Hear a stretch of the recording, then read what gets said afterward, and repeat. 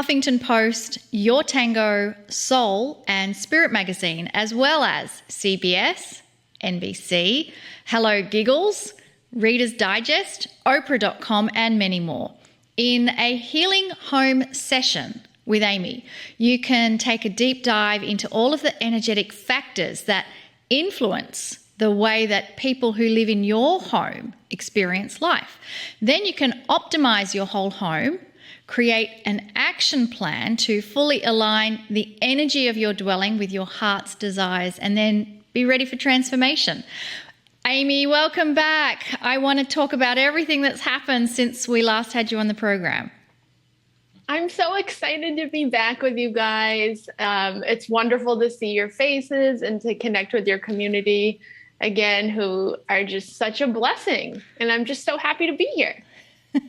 So the Healing Home book, this is a new body of work where you're now using your talents as a medical intuitive, where you could really connect with the energy of what's going on in your body. You're now making that connection with what's going in your home and your body. So talk us through that whole work unfolding for you. I will.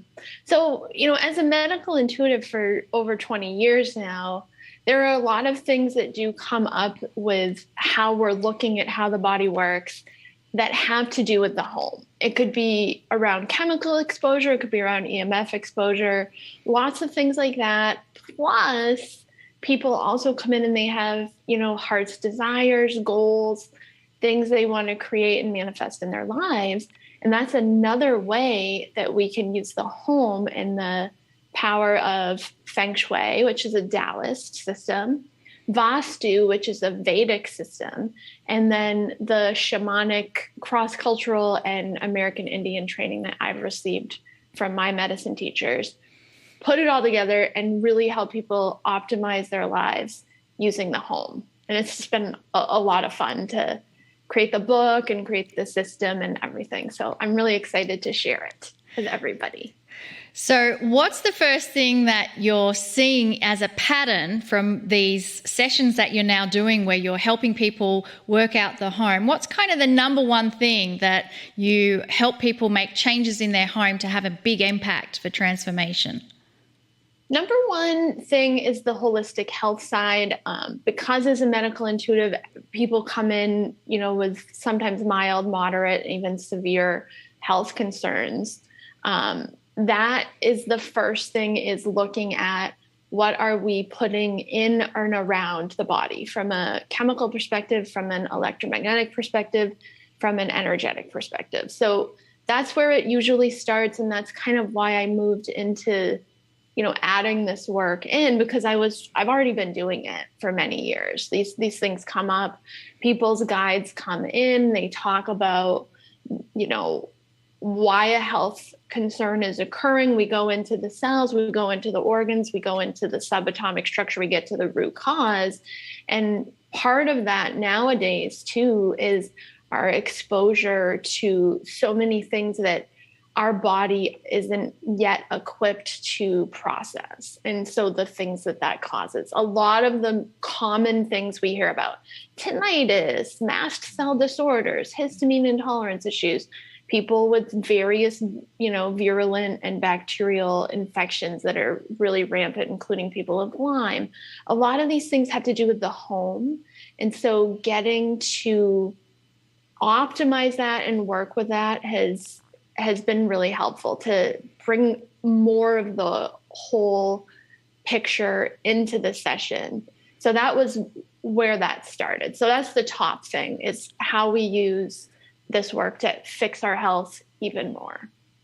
You mentioned tinnitus, and I'm trying to think how on earth you could possibly do anything in the home to help with that. Tinnitus is a huge issue. And I think I get a lot of people with that too, because the medical community doesn't have a lot of solutions for it yet.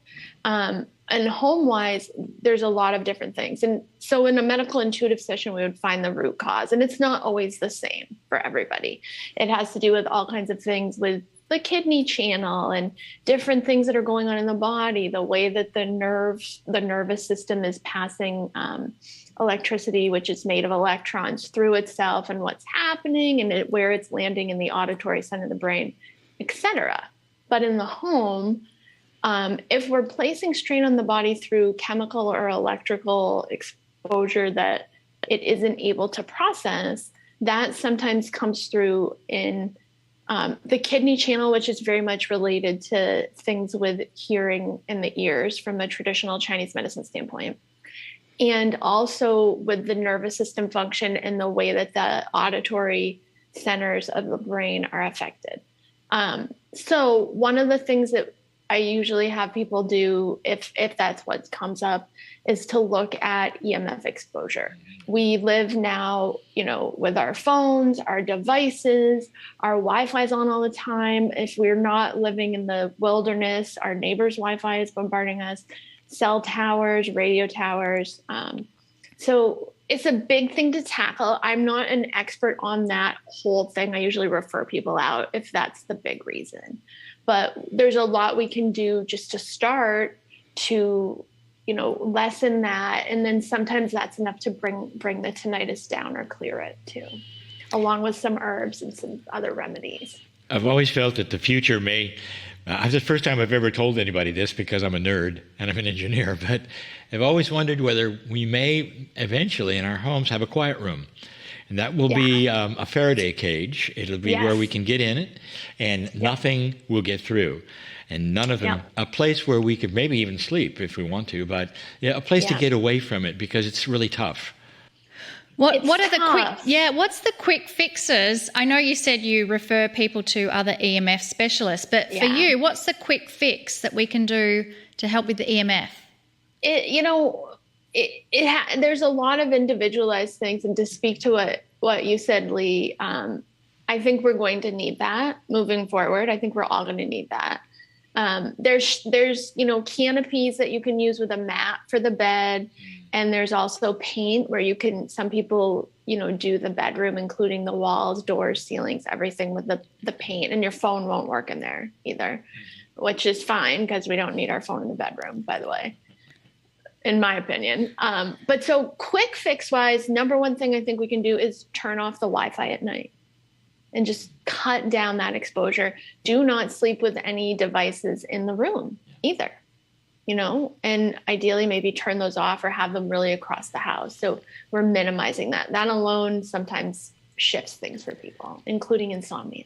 I also tell people there's something that they're not aware of, that many homes have a utility box that just can be mounted right outside the wall, and you could be sleeping next to it. Yes. Anything that makes a large EMF pattern or has radiate like that can be a mystery until I didn't know it was there, So when you have to decide to maybe sleep in another room or have an electrician come in.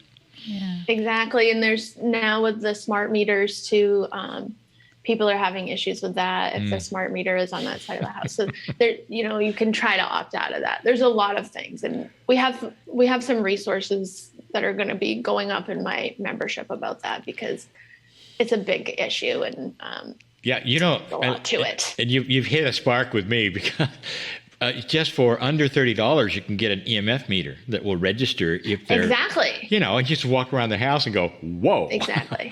Exactly. How do you tune into the energy of your home? What is that? Good question. So in a session, when I work with people, I talk to their spirit guides. I mean, that informs everything. And so even if we're looking deep inside, organs, cells, things in the body, it all comes to me through their guides.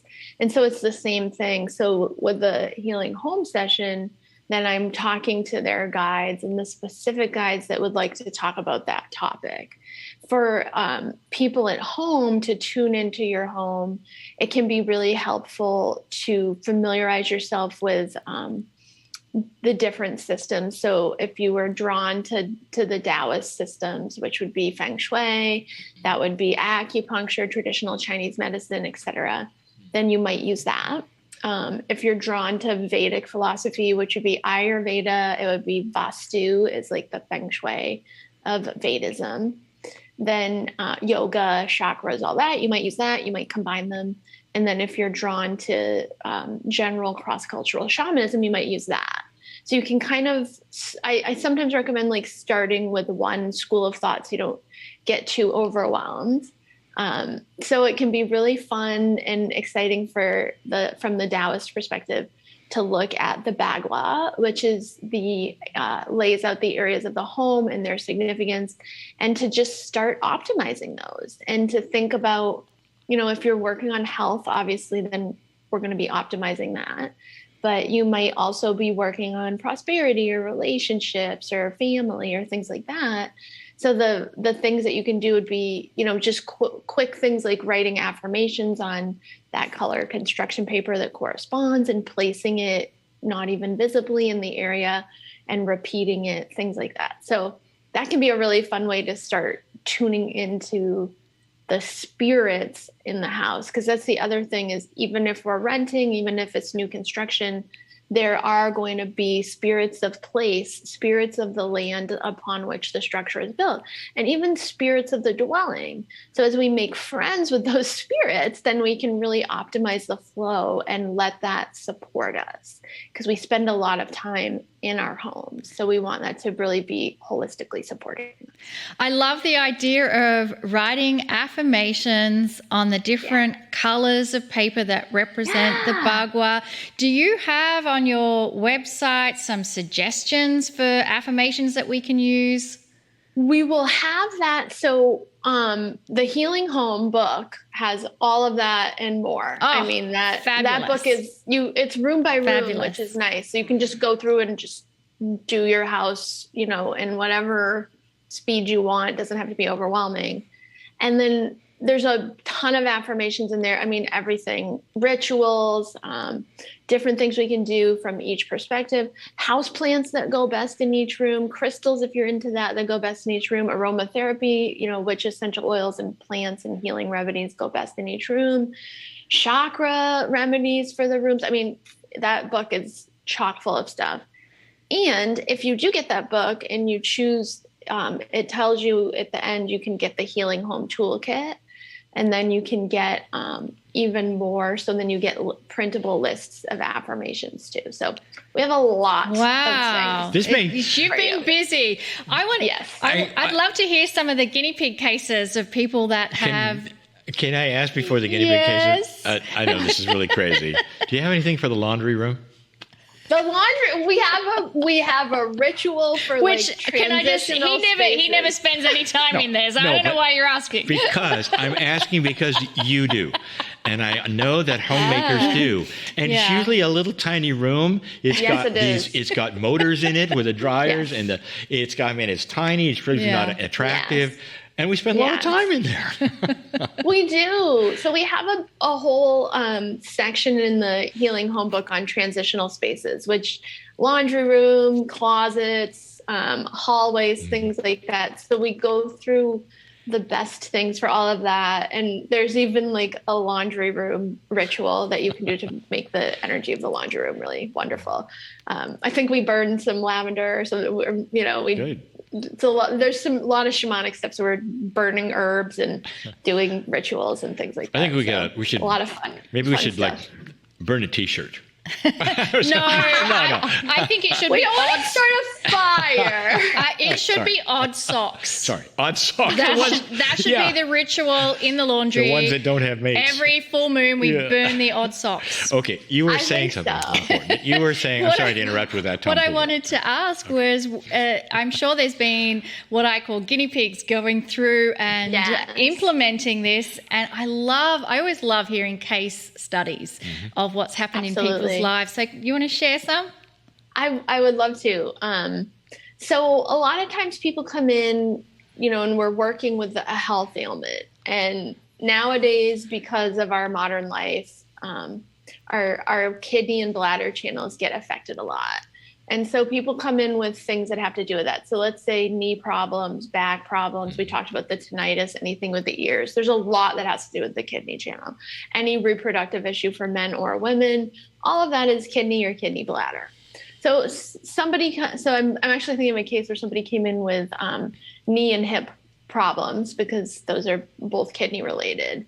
And So we were working on that and in which herbs, would optimize as far as that. So that person had a deficiency of kidney yin. Yin is more of what we would think of as the feminine, yang is more of what we would think of as the masculine.